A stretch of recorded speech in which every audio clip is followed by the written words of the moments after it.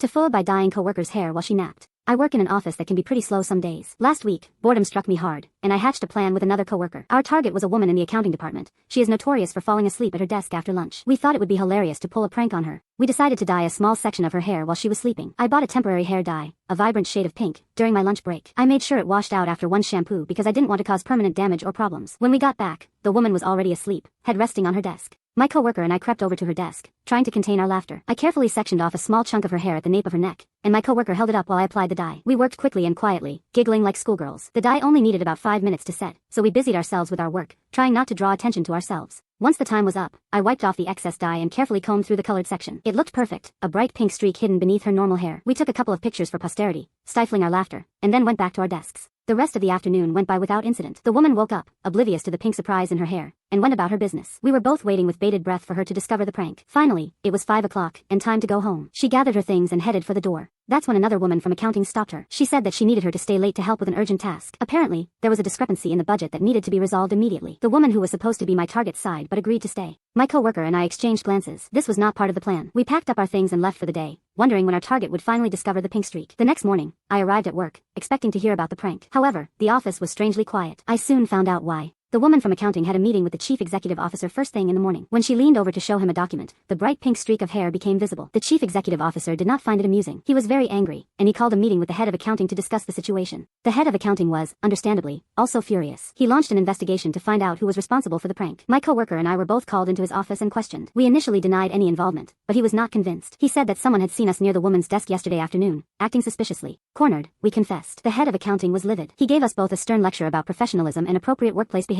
We were lucky to escape with just a written warning in our personnel files. The woman from accounting was not happy either. She gave us both the silent treatment, and I could tell she was holding back some things she wanted to tell us. Now, the office atmosphere is tense, and my coworker and I are both regretting our little prank. We thought it would be funny, but it backfired spectacularly. The worst part is that the woman from accounting now has to explain the pink streak to everyone she meets. I feel terrible about the whole thing. I will never pull a prank at work again.